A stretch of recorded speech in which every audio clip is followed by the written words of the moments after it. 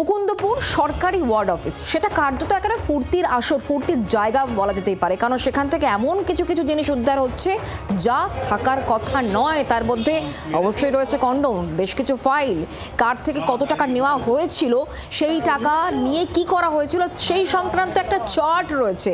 এইগুলো দাবি করা হচ্ছে যে সেই চার্টে কার থেকে কত টাকা নেওয়া হয়েছিল, কি চাকরি দেওয়া হয়েছিল, সেই রেট চার্ট।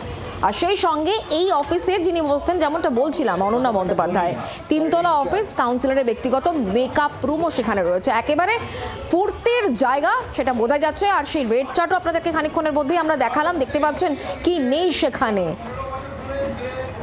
ত্রাণের জিনিসপত্র তো ছড়িয়ে রয়েছে, সেই সঙ্গে রয়েছে রেড চার্ট, আর সঙ্গে রয়েছে কন্ডোম, দেখতে পাচ্ছেন সেই ছবি, আর রয়েছে মেকআপ রুম। আমাদের প্রতিনিধি রনয় ঠিক কি পাঠিয়েছেন, কি প্রতিবেদন তুলে দিয়েছেন, ত্রাণের সামগ্রী ভুরি ভুরি রয়েছে, আসুন দেখাই।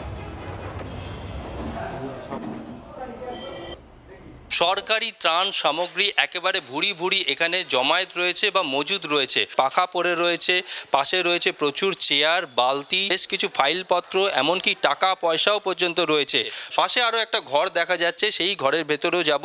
এখানে যে সামনে যে আলমারিটা দেখা যাচ্ছে পড়ে রয়েছে, সেই আলমারির ওপরে কন্ডোমের প্যাকেট পর্যন্ত পড়ে রয়েছে। এখানে যারা রয়েছেন অভিযোগ করছেন যে এই যে ত্রাণ সামগ্রী কাউকেই দেওয়া হয় না, শুধুমাত্র পার্টির লোকজন পেত, অর্থাৎ যারা তৃণমূল করত।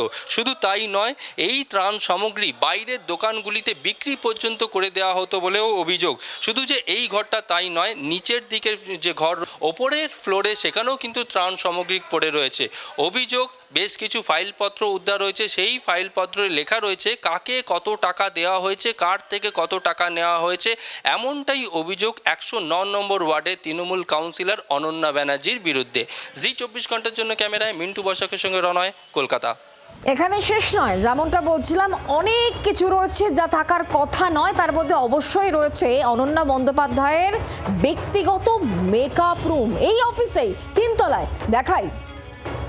109 নম্বর ওয়ার্ডের ওয়ার্ড অফিস, অর্থাৎ সরকারি ওয়ার্ড অফিস, সেই সরকারি ওয়ার্ড অফিস থেকে উদ্ধার হচ্ছে এই ধরনের লক্ষ টাকার ঝাড়বাতি, অর্থাৎ কয়েক লক্ষ টাকা দাম এই ঝাড়বাতির। এখানে দেখা যাচ্ছে একটা রুম, যেই রুমটাকে বলা হচ্ছে মেকআপ রুম। এখানে নাকি মেকআপ করা হতো, এমনটাই অভিযোগ। অনন্যা বন্দ্যোপাধ্যায়ের বিরুদ্ধে অভিযোগ। দেখা যাচ্ছে সামনে আয়না রয়েছে, অর্থাৎ এখানে যে মেকআপের যে জিনিসপত্র থাকে, সেই সমস্ত জিনিসপত্রের মধ্যে একটা দেখা যাচ্ছে পড়ে রয়েছে, এবং একাধিক শাড়ি থেকে শুরু করে জামা কাপড় থেকে শুরু করে অনেক জিনিসপত্র রয়েছে। সঙ্গে দেখা যাচ্ছে টিভি, সোফা, অর্থাৎ বসার জায়গা থেকে শুরু করে নানান সামগ্রী রয়েছে। সরকারি ওয়ার্ড অফিসে শুধু যে মেকআপ রুম তাই নয়, পাশে দেখা যাচ্ছে একটা যেখানে খাট রয়েছে, আলমারি রয়েছে, এবং একই সঙ্গে কন্ডোম পর্যন্ত পড়ে থাকতে দেখা গেছে, যে ছবি আমাদের জি 24 ঘন্টার ক্যামেরায় ধরা পড়েছে। জি 24 ঘন্টার জন্য ক্যামেরায় মিন্টু বসাকের সঙ্গে রনয়, কলকাতা। সরকারি ওয়ার্ড অফিসের এইগুলোর কাজ কি, এই প্রশ্নটা উঠছে। সাধারণ মানুষ যখন এই প্রশ্ন তুলতে শুরু করে দিচ্ছেন মুকুন্দপুরের এই ছবি দেখার পর, তখন এই অনন্যা বন্দ্যোপাধ্যায় কাউন্সিলর, তিনি কোথায়? তিনি পুরসভায়। মুখ্যমন্ত্রী যে প্রত্যেককে আমন্ত্রণ জানিয়েছেন মুখ্যমন্ত্রীর বার্তা শুনতে, সেখানেই তিনি পৌঁছে যান। সেই ছবি দেখতে পাচ্ছেন এই মুহূর্তে। মুখ্যমন্ত্রী শুভেন্দু অধিকারী, তিনি সকলকে একসঙ্গে কাজ করার বার্তা দিয়েছেন উন্নয়নের স্বার্থে। সেই জায়গায় অনন্যা বন্দ্যোপাধ্যায় রয়েছেন, কিন্তু তার আগেই তার মুকুন্দপুরের সরকারি যে ওয়ার্ড অফিস, সেখানে একেবারে ফুর্তির আসর। কি নেই সেখানে, দেখালাম আপনাদেরকে সেই ছবি। বিজেপি নেতা এবং অভিনেতা সুমন বন্দ্যোপাধ্যায়, তার এই বিষয়ে নিয়ে কি বক্তব্য, তিনি কি বলছেন শোনাবো। দায়িত্বশীল কাউন্সিলর, মানে যা যা জিনিস ঘরে করতে হয় বা অন্য জায়গায় করতে হয়, সেটা উনি অফিসেই করতেন। সেই কারণেই ওসব পাওয়া গেছে।